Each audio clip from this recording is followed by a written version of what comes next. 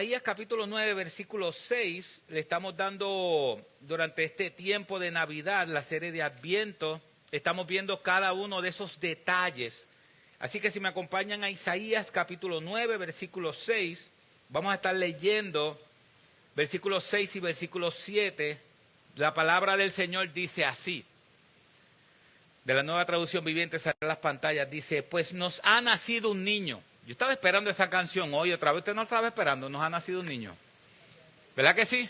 No sé qué pasó con el Ministerio de Alabanza ahí. Quizás porque le ha tocado las últimas 3 semanas. Todo el tiempo. Así que, pues nos ha nacido un niño. Un hijo se nos ha dado. El gobierno descansará sobre sus hombros. Y será llamado Consejero Maravilloso, Dios Poderoso, Padre Eterno, Príncipe de paz. Su gobierno y la paz nunca tendrán fin. Reinará con imparcialidad y justicia desde el trono de su antepasado David por toda la eternidad. El ferviente compromiso del Señor de los ejércitos celestiales hará que esto suceda. Padre, ayúdanos a entender un poco más de Cristo. Los fundamentos que ya conocemos y repasaremos, ayúdanos a que estos fundamentos sean eso mismo, sea un lugar donde nosotros podamos cimentarnos, que el conocimiento de Cristo sea engrandecido en nuestros corazones y que podamos salir de aquí hoy viendo a ese consejero maravilloso o admirable consejero. Te lo suplicamos en el nombre de Jesús.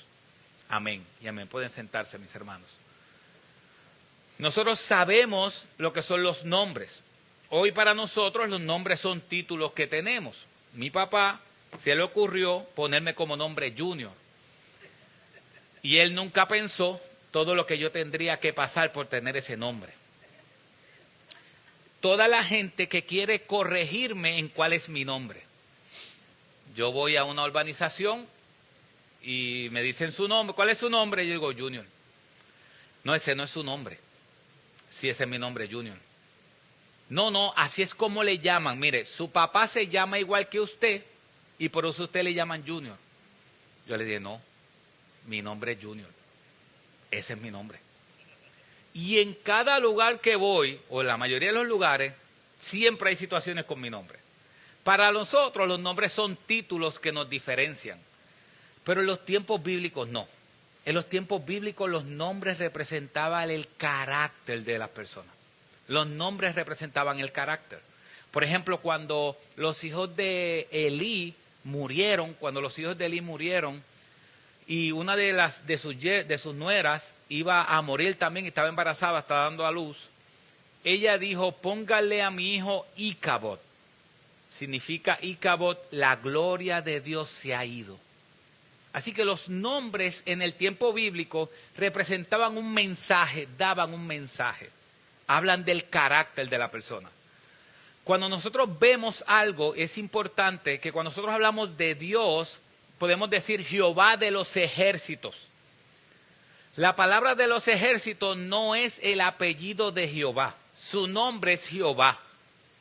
Cuando hablamos de Jehová de los ejércitos, ese es el título que Dios tiene, porque es un título de una persona que va a la guerra o batalla. Jehová Nisi, Jehová Jireh. Por favor, no digan que el apellido de Dios es Jireh. No, Jehová suplirá una salvación o un cordero. Su nombre es Jehová. Lo que va después es atributos o lo que él hace, lo que lo describe.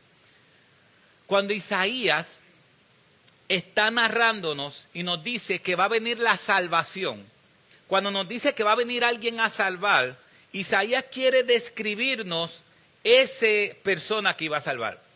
Y cuando él va a describir a esa persona, la persona de Cristo es tan maravillosa que no simplemente puede tener un título. Tiene varios títulos. Y si vemos el versículo 6, Isaías dice, miren cómo será llamado ese niño. Miren cómo ese niño será llamado. Dice, Consejero Maravilloso, Dios Poderoso, Padre Eterno, príncipe de paz. Esas son las características que Isaías le da a este niño. Así que vamos a ver hoy 3 cosas. Lo que es admirable consejero, vamos a ver qué significa eso, qué significa un consejero maravilloso, un admirable consejero.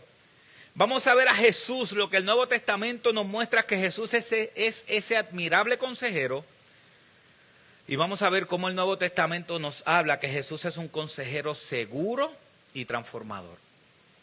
Cómo Jesús transforma el alma. Así que, primero, miremos el texto. Dice que uno de los títulos es consejero maravilloso o admirable consejero.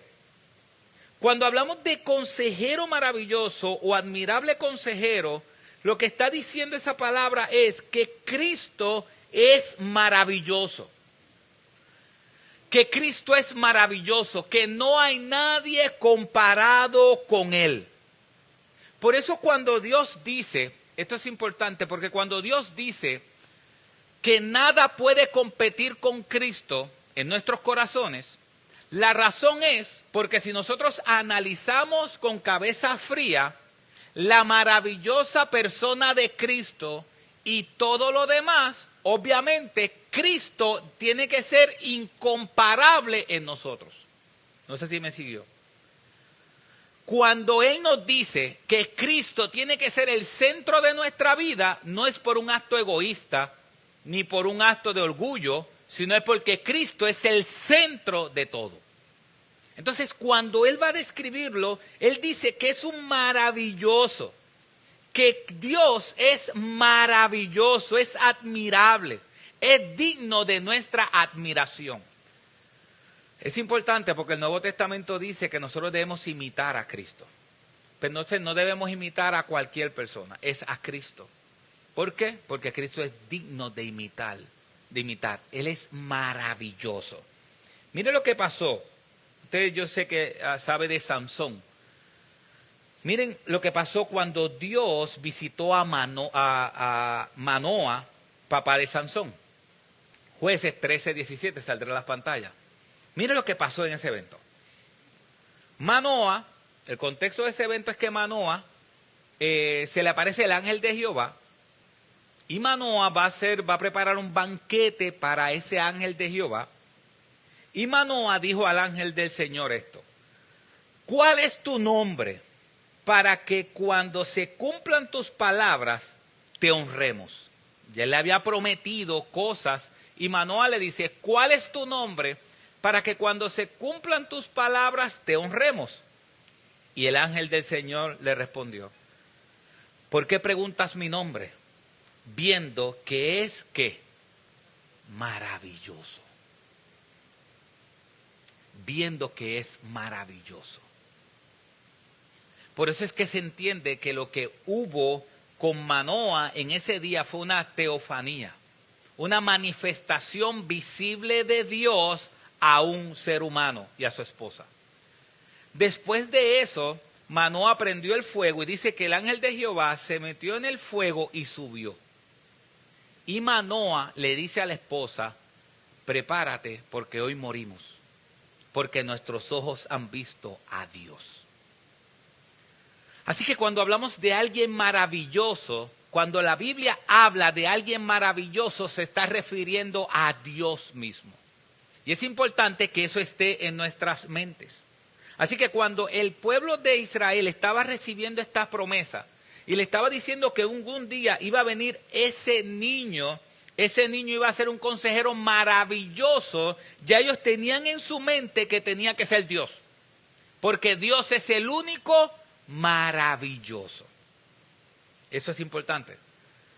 Pero cuando describe eso en el versículo 6, y la Nueva Traducción Viviente dice que es un consejero maravilloso.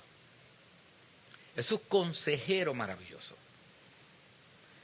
Sabemos que consejo es dar orientación. Mis hermanos, esto nos habla de que Dios prometió a un hijo que es Él mismo, y una de sus características que Él presenta es que es un consejero maravilloso. Que es impresionante la manera en cómo Él guía y da consejo. Si nosotros vemos Isaías 11:1, Isaías 11:1 nos dice un poco más de cómo iba a ser ese consejero maravilloso. Y dice, y brotará un retoño del tronco de Isaí, un vástago de sus raíces dará fruto. Está hablando de Cristo. Y reposará sobre él el espíritu del Señor. Espíritu dice de sabiduría, versículo 2. Espíritu de sabiduría. ¿De qué más? Inteligencia. ¿Espíritu de qué? De consejo y de poder. Espíritu de conocimiento y de temor del Señor. Todas estas características son las que se hablan de Cristo en el Antiguo Testamento. Dice que va a tener un espíritu de sabiduría, de inteligencia, espíritu de consejo y de poder, espíritu de conocimiento y de temor del Señor. Nosotros decimos a veces que el hombre más sabio que caminó por la tierra fue Salomón. Pero después de Salomón vino el hombre que realmente fue el más sabio sobre la tierra. ¿Quién fue el hombre más sabio sobre la tierra? Cristo. Por eso Salomón fue el hombre más sabio sobre la tierra después de Cristo.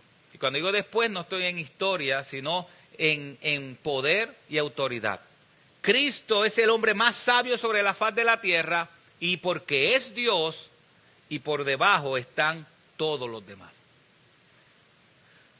Eso es importante. Eso es importante.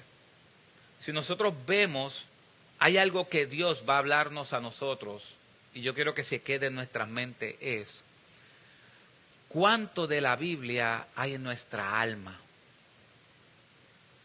Si Dios dice que Él es un consejero maravilloso, y estamos diciendo en Isaías que en Él reposará el espíritu de sabiduría, el espíritu de inteligencia, espíritu de consejo y de poder, espíritu de conocimiento. Vamos a ver cómo Dios obra por medio de su palabra. Y hay algo que debe estar cogiendo en nuestras mentes, que está corriendo en mi mente ahora. ¿Cuánto la Biblia gobierna mis decisiones? Eso está cogiendo en mi mente ahora.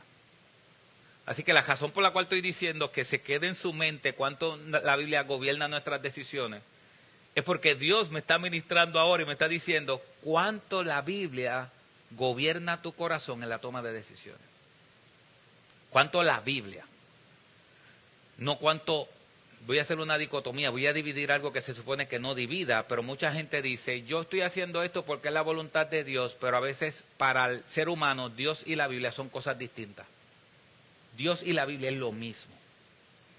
Y Él está diciendo en su palabra que ese niño que iba a nacer es un consejero maravilloso. Es un consejero maravilloso. Un comentarista dijo esto. El niño será también admirable, extraordinario, una maravilla. Un milagro que sobrepasa todo lo que un ser humano pueda pensar o imaginar. Él excederá lo que es posible para cualquier ser humano. Este infante es Dios y hombre en una persona especial y extraordinaria. Una maravilla y un milagro a la vez. No podemos comprender el misterio de este niño, que es Dios todopoderoso y al mismo tiempo un bebé nacido de una virgen. Impresionante ese misterio, ¿verdad? Impresionante ese misterio. Una persona dijo una vez, creo que lo dije hace tiempo, una persona dijo una vez, es impresionante Dios al punto donde Cristo estaba al mismo tiempo naciendo y sosteniendo todas las cosas con el poder de su palabra. Impresionante. Nuestro Dios estaba naciendo a través de una virgen y en ese mismo instante gobernaba todo lo existente. Dice, lo único que podemos hacer es contemplar con reverencia y asombro el milagro de Dios encarnado con nosotros y entre nosotros. El niño es un consejero que no necesita rodearse de asesores, como hacen todos los gobernantes humanos, pues él conoce todas las cosas.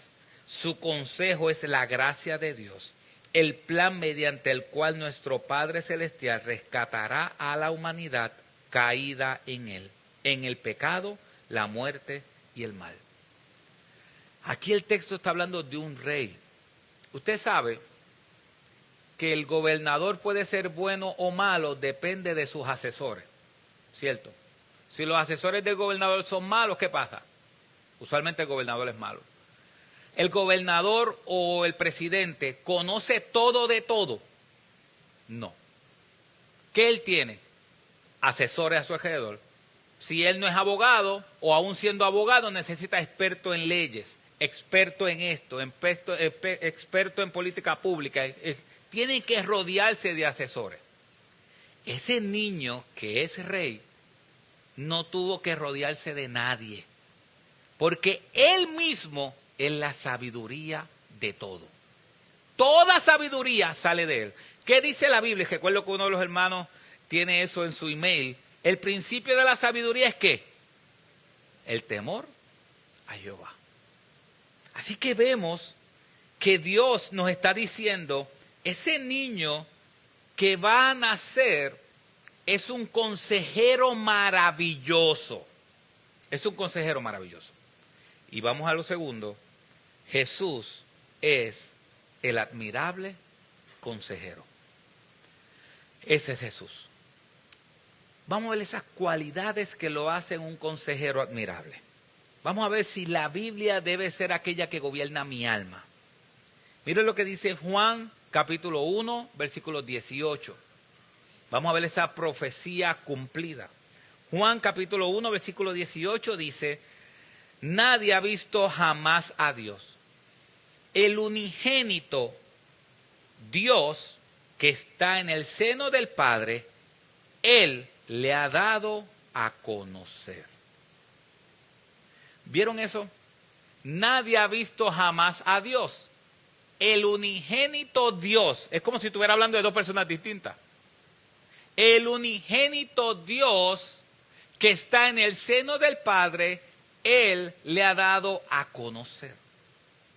Esa palabra unigénito significa único en su clase. Que no hay nadie como Él. Así que esto es importante porque yo sé que usualmente el ser humano está buscando la voluntad de Dios. Yo sé que usualmente el ser humano está buscando la voluntad de Dios. Yo estoy buscando la voluntad de Dios para tomar esta decisión. Yo estoy buscando la voluntad de Dios para esto. Yo estoy buscando la voluntad de Dios para esto. Miren quién conoce la voluntad de Dios y quién da a conocer la voluntad de Dios. ¿Quién? Cristo. Cristo. Así que en la misma Biblia está diciendo que ese admirable consejero, Cristo, puede ser nuestro consejero porque Él es el único que conoce al Padre y es el único que revela al Padre. Es el único que nos da a conocer la voluntad de Dios. Por eso Él puede ser nuestro consejero. Por eso la Biblia es nuestro consejo.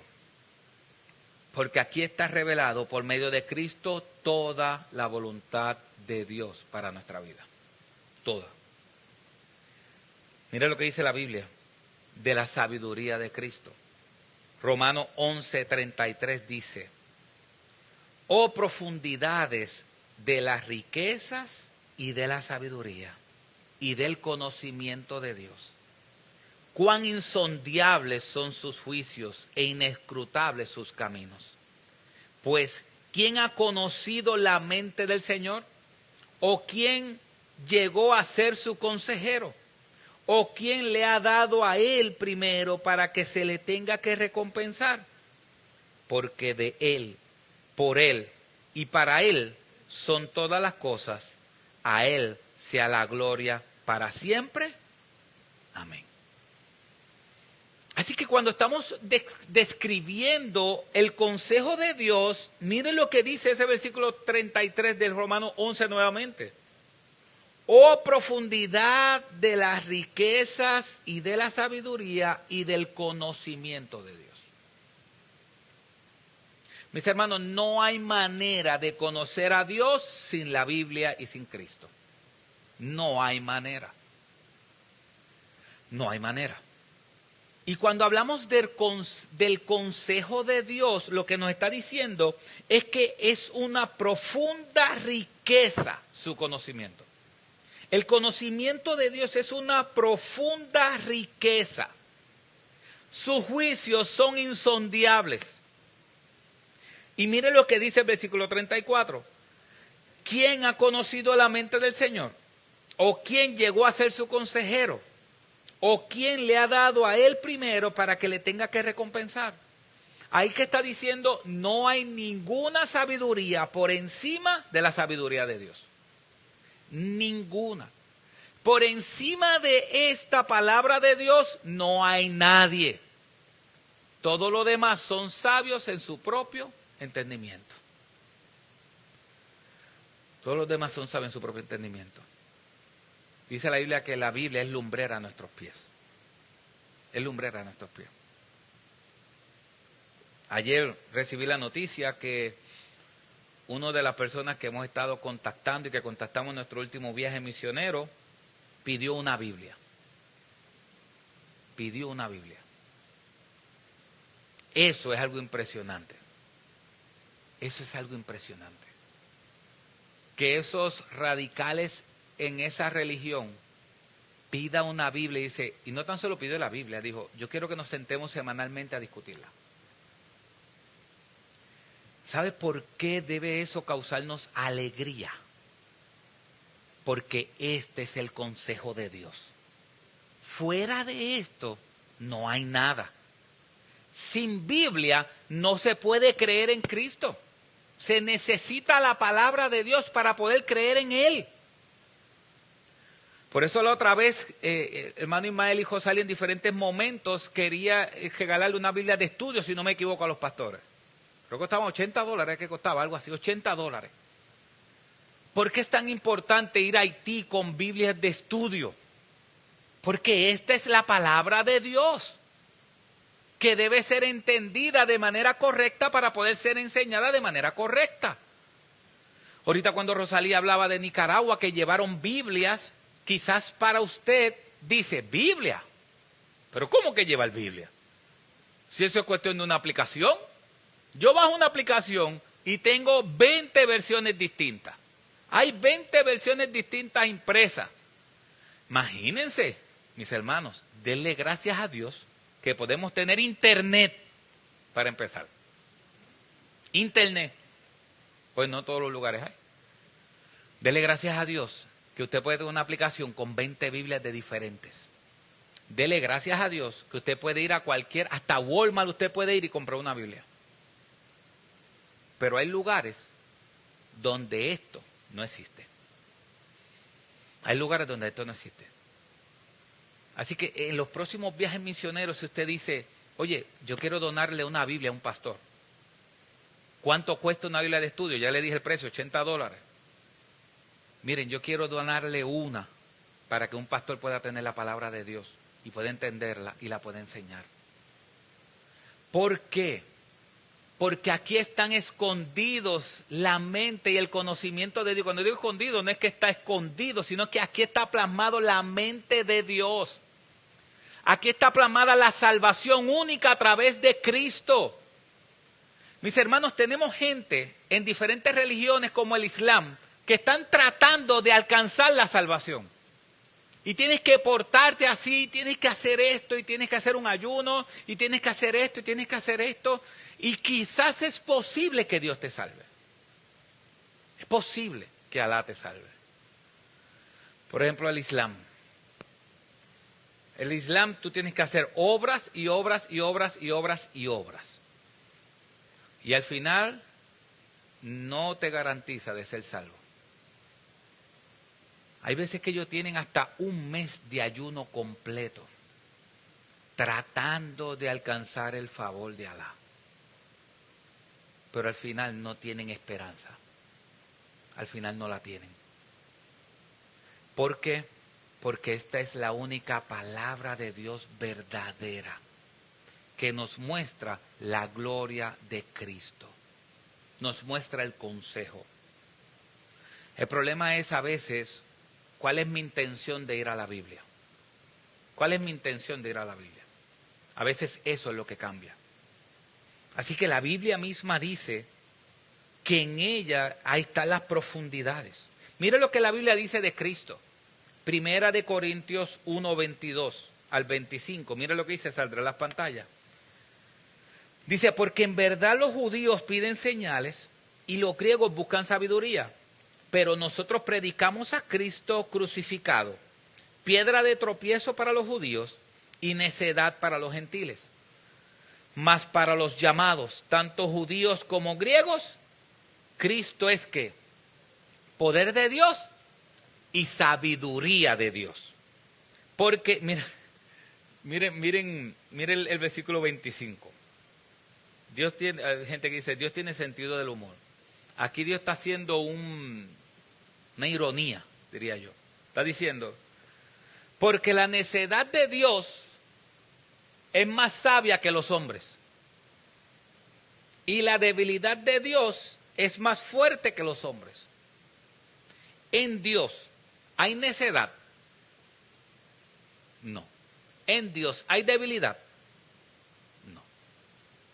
Entonces, ¿qué está diciendo el apóstol Pablo? El apóstol Pablo está diciendo, si hubiera alguna necedad, un poquito de necedad de Dios en Dios que no la hay, es más sabio que los hombres.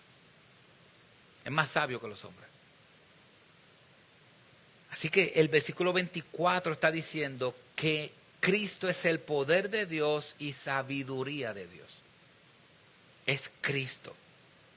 Colosenses capítulo 2, versículo 2 dice, para que sean alentados sus corazones y unidos en amor, alcancen todas las riquezas que proceden de una plena seguridad de comprensión, resultando en un verdadero conocimiento del misterio de Dios, es decir, de Cristo, en quien están escondidos todos los tesoros de la sabiduría y del conocimiento.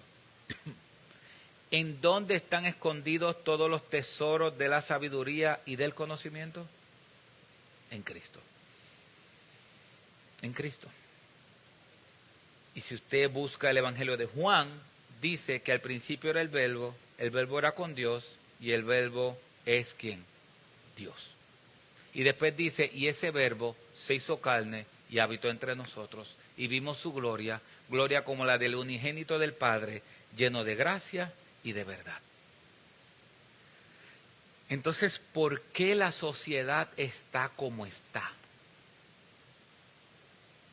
¿Por qué todo se está degradando? Porque la Biblia, mientras más accesible está, menos leída está.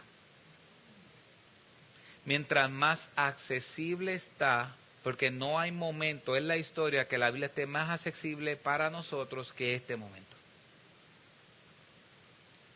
Pero es más escasa en el corazón. Está más accesible, pero a la misma vez escasa en el alma y el corazón. Así que cuando vemos a Cristo, veamos a Cristo no tan solo como un salvador, sino también como un consejero. Como un consejero. Como aquel que guía cada uno de nuestros pasos. Jesús es un consejero seguro y transformador. Seguro, ¿por qué? Porque es la palabra de Dios encarnada. Lo que cité, míralo ahí, Juan 1:1. En el principio existía el verbo. El verbo estaba con Dios y el verbo era Dios. Él estaba en el principio con Dios. Todas las cosas fueron hechas por medio de Él. Y sin Él, nada de lo que ha sido hecho fue hecho. Y dice el versículo 14, y el verbo se hizo carne y habitó entre nosotros. Y vimos su gloria, gloria como la del unigénito del Padre, lleno de gracia y de verdad. Lucas 21:33. El cielo y la tierra pasarán, pero mis palabras, ¿qué? No pasarán. Estamos discutiendo un tema. Y el tema es lo maravilloso que es Cristo como nuestro consejero. Yo sé que aquí cuando predicamos estamos más acostumbrados a pegarnos al texto. Y estamos utilizando este tiempo de Adviento para tocar diferentes temas que tienen que ver con Cristo. Y esa profecía. Cristo fue profetizado en el Antiguo Testamento diciendo que iba a ser un consejero maravilloso. Y cuando Cristo está haciéndose carne, dice, esta es la palabra de Dios que se encarnó. Esta es la palabra de Dios que se hizo carne. Eso en sí mismo es incomprensible. Porque literalmente está diciendo que lo que Dios hablaba, cuando yo hablo, se escuchan palabras. Pero no se pueden ver mis palabras. Pero se escuchan palabras. Lo que Dios decía, esas palabras de Dios tomaron un cuerpo humano y se hicieron carne en Cristo. ¿Cómo es que palabras que se escuchan pero no se ven, toman un cuerpo humano? Es incomprensible para nosotros. Pero Dios dice que fue así y es así. Pero la palabra de Cristo no solamente nos da sabiduría, sino que nos transforma. Y quisiera que meditáramos en este último pasaje.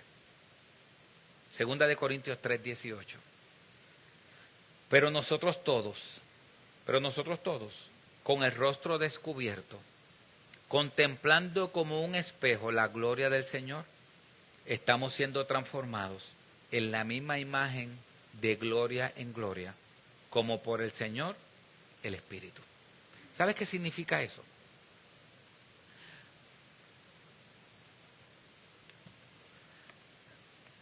No hay otra manera de crecer espiritualmente que no sea a través de la palabra.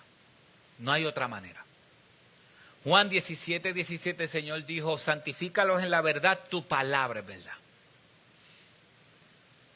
Y es la palabra, cuando vemos ese texto dice, pero todos nosotros con el rostro descubierto, contemplando como en un espejo la gloria del Señor.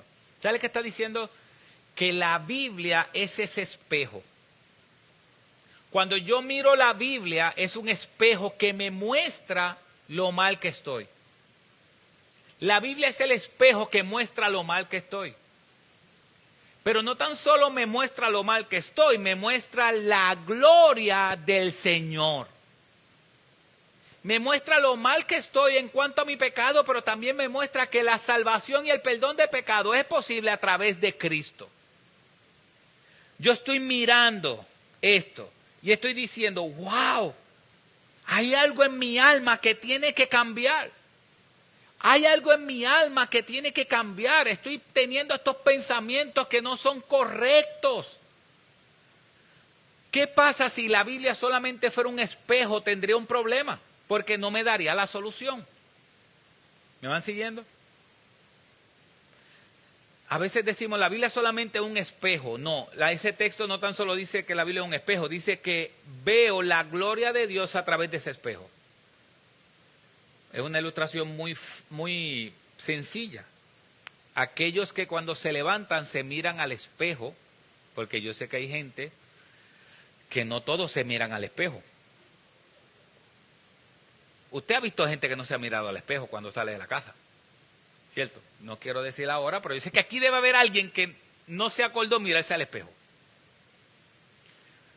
El espejo te muestra lo que tú eres, lo que tú tienes. Pero el espejo no te puede limpiar. Si tú ves que tienes una mancha o tienes sucio en tu cara, el espejo te muestra el sucio, pero no te puede limpiar. La palabra de Dios es diferente. La palabra de Dios te muestra el sucio, pero también te muestra, según ese versículo, la gloria de Dios. La gloria de Dios que te salva, que te perdona y que te transforma. Si nosotros vemos ese texto nuevamente, 2 Corintios 3:18, Dice que todos nosotros con el rostro descubierto, contemplando como un espejo la gloria del Señor. Mira lo que hace ese espejo y lo que hace esa gloria. Estando siendo transformados en la misma imagen de gloria en gloria, como por el Señor, el Espíritu. Es la palabra de Dios que va a transformar nuestras almas. Es la palabra de Dios que va a formar a Cristo en nosotros. Es la palabra de Dios que va a engrandecer el Evangelio en nosotros. ¿Qué hace la palabra del Señor? Cuando no somos creyentes, o cuando no, yo sé que hoy es fácil decir que todo el mundo es creyente, nosotros entendemos por medio de la Biblia que un creyente es aquel que vive lo que la palabra dice. Pero no tan solo que vive lo que la palabra dice. Un creyente es una persona que ama a Cristo. Que lo ama. Que su corazón está involucrado con Cristo. Que su corazón quiere conocer a Cristo. Que su corazón quiere ser transformado por Cristo. En este lado del mundo, y más en Puerto Rico, estamos acostumbrados a hacer. ¿Qué yo tengo que hacer para ser creyente? ¿Tengo que ir a la iglesia todos los domingos? Ok, yo voy a la iglesia todos los domingos. ¿Qué tengo que hacer para ser creyente? ¿Leer la Biblia todos los días? Yo leo la Biblia todos los días. Yo tengo mi devocional todos los días. Yo leo esto, yo leo esto, yo leo esto. Y mi corazón no está atado a lo que leo. ¿Qué es un cristiano? Un cristiano es aquel que ha reconocido que es pecador, que no se puede salvar a sí mismo, que solamente Cristo lo puede salvar, va a Cristo, se arrepiente de sus pecados, le pide perdón al Señor con toda su alma, el Señor limpia sus pecados y de ahí en adelante el corazón de esa persona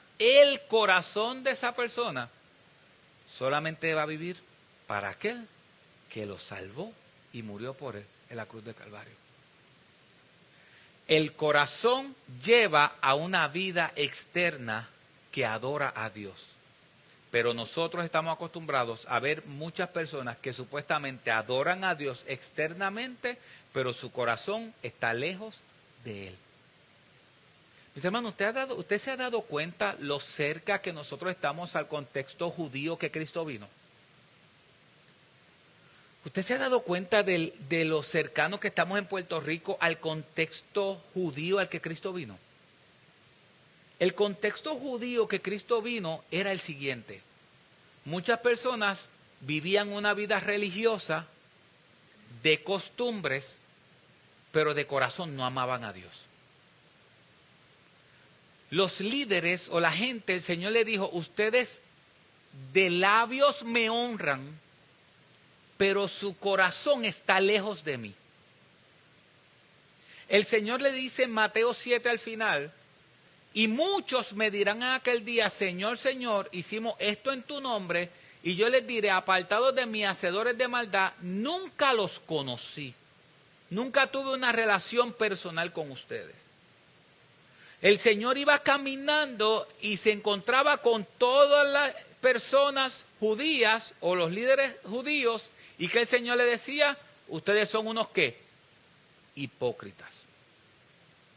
Externamente quieren vivir de una manera, pero su corazón no me ama ni me atesora. ¿Ese no fue lo que Cristo tuvo que batallar con ellos todo el tiempo? Cristo llegaba a una cena y llegó una mujer y le empezó a lavar los pies. Y uno de los religiosos en su mente comenzó a decir, si él supiera quién es esta, no dejaría que le lavara los pies. Y el Señor le dice, entré y no me diste beso, que se supone que me dieras, pero no me diste beso. Entré y no me diste para lavarme mis manos, pero ella no ha parado de lavarme mis pies con sus lágrimas. El Señor lo mira al religioso. Mis hermanos, ese era el problema. El religioso externamente le estaba diciendo al Señor. Externamente estaba, usted sabe, cuando llega alguien a su casa que usted como que no, con las muelas de atrás. Qué bueno que estás aquí. Y los hijos que saben que estaban, mire, que estaba peleando, mira, y que qué bueno que están aquí, que estaba peleando. Eso era el líder religioso. Señor, qué bueno que estás aquí. Y por dentro en el corazón estaba, mira, esa mujer pecadora lo que está haciendo. El Señor le dijo, a ella se le perdonó mucho. A ella se le perdonó mucho. Porque mientras más se perdona, más se ama. El corazón del religioso estaba externamente, supuestamente bien, pero un corazón completamente equivocado y erróneo y lejos de Dios. Y una mujer externamente pecadora, pero un corazón lleno de agradecimiento porque Cristo la había perdonado. Cristo batalló con eso todos los días. Todos los días vivía en un contexto religioso, en un contexto donde la gente pensaba que está bien. En un momento dado, ustedes saben muy claramente que Cristo le dijo, si ustedes son de su padre el diablo, son esclavos de Satanás. Y ellos dijeron, nosotros no necesitamos libertad porque no somos esclavos. Y él le dijo, si el Hijo los libertare, seréis verdaderamente ¿qué? Libres. Lo que pasa es que la libertad no se entiende, yo creo. Yo estoy seguro que la libertad no se entiende. No se entiende la libertad. A nosotros los religiosos, ¿verdad? Los aleluyitas, los delignarios, no, mentira, no. Nosotros los aleluyitas, los de afuera nos dicen, mira, este tatado no bebe. ¿No es verdad? Mira, ya no bebe. La religión lo ató. Mira, ya no hace tal cosa, la religión lo ató. Porque hay una confusión de libertad. Los que están esclavizados, primero no se dan cuenta que son esclavos. Vamos a poner la bebida. Para beber, mucha gente quiere ahogar las penas bebiendo. ¿Cierto? Y después terminan más deprimidos. Ella me dejó, me abandonó. Se lo dice a todo el mundo, me abandonó. La bebida es algo que necesitan. Vamos a compartir, vamos a hacerlo. Pero obviamente la bebida no es pecado. Él es embojacharse. Vamos a hablar de los bojachos porque la bebida no es pecado. El embojacharse. Comienzo y me embojacho. Y dicen, oye, pero mira a los cristianos. Nosotros aquí dándonos la buena vida, embojachándonos. Le hago una pregunta que sé que hace tiempo no se la hago. ¿Qué familia es mejor por la bojachera? ¿Qué familia dicen? Es la que esa familia cada vez que bebe, eso es un ejemplo a seguir. Cada vez que esa familia bebe, muchachos, eso lo que hay es armonía, amor. ¿Qué pasa cuando la familia se reúne y más en Navidad a beber?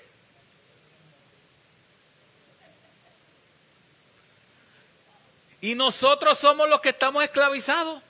Nosotros somos los esclavos. No, nosotros no somos los esclavos. ¿Sabe por qué? Porque ningún creyente necesita ni una poco de bebida para llenar el vacío que Cristo ya llenó. No lo necesitamos. Nosotros no estamos encadenados. Nosotros somos libres. No lo necesitamos. Cristo llenó el vacío que nosotros teníamos. Y no dejó ni un poquito. Lo llenó como completo. Estamos satisfechos en Él. Entonces, ¿quién realmente está encadenado? El religioso está encadenado. Aquel que piensa que es cristiano porque nació en una cierta iglesia, porque nació bautista, porque nació X, y siente que es cristiano porque nació en una iglesia. O siente que es cristiano porque hace ciertos ritos. No. ¿Sabes qué nos hace cristianos? reconocer que somos pecadores, reconocer que no nos podemos salvar a nosotros mismos, buscar a Dios para nuestra salvación, arrepentirnos de nuestros pecados delante de Él y entregarle toda nuestra alma y nuestra vida a Cristo.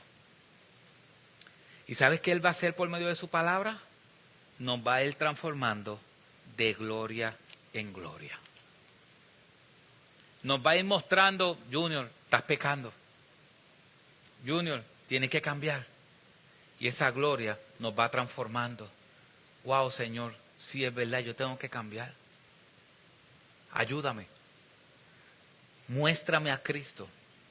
Padre, yo no puedo cambiar mi corazón por mí mismo. Necesito que Cristo cambie mi alma. Que Cristo cambie mis anhelos. Padre, no quiero ser hipócrita. No quiero vivir a los ojos de los demás como si fuera una buena persona, pero un corazón dañado. No, Señor, yo quiero que mi corazón sea gobernado por ti. Ayúdame. Expande a Cristo en mi alma. Engrandece a Cristo en mi alma. Muéstrame a Cristo. ¿Y sabes qué hace la Biblia? Poco a poco me va transformando de gloria en gloria. ¿Gloria en gloria significa que todo va a ser glorioso? No. Pero sí nos va a ir transformando. Mis hermanos, con esto termino. Esta es la palabra de Dios. Esto literalmente es Cristo. Cristo es la palabra encarnada. Y estas son sus palabras las que Él nos dejó. Nosotros estábamos hablando hace un tiempo atrás un debate de una religión que si era cristiana o no cristiana. Toda religión que tiene a personas con la misma autoridad de la Biblia no es una religión sana. Hay religiones donde una misma persona hizo todos los libros, por ejemplo, Elena White, y donde los libros que ella escribió tienen la misma autoridad de la Biblia, como también otras religiones.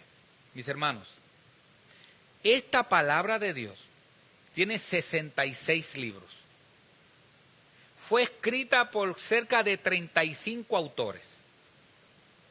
Hay una diferencia entre ellos a veces de 1000, 2000 años entre una y otra. Por ejemplo, Isaías escribió 700 años antes de Cristo. Así que entre Isaías y Mateo fácilmente pudo haber habido quizás 800 años entre uno y otro. 700 y pico años entre uno y otro. 35 autores diferentes escribiendo una sola historia de salvación. Y no se contradice. ¿A quién usted va a creer más? ¿A lo que una persona escribió y dijo? ¿O a lo que 35 autores escribieron, dijeron y no se contradicen? ¿Cuál es más seguro? La palabra de Dios. Esta es la Biblia. Esto es Cristo. Nos muestra la salvación y la gloria de Él. Oramos. Padre, gracias, Señor. Gracias por tu palabra, que es la única verdad.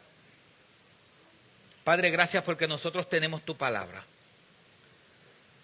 Padre, si nosotros hemos de ser juzgados, ¿a quién tú le pedirás más o demandarás más? ¿Aquellos donde tu palabra escasea?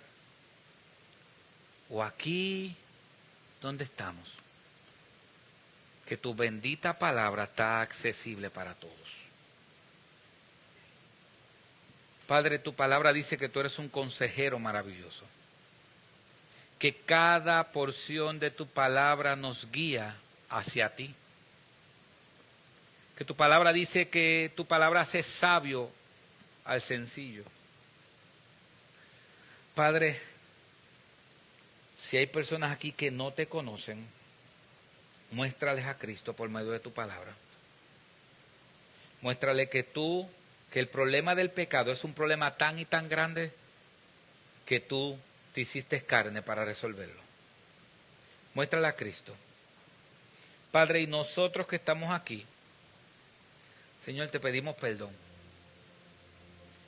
Te pedimos perdón porque sabemos muy claramente que esta palabra que yo tengo en mis manos y mis hermanos tienen en sus celulares y en sus manos son tu bendita palabra. Pero muchas veces este libro es lo último en el día. Muchas veces este libro es simplemente un libro más.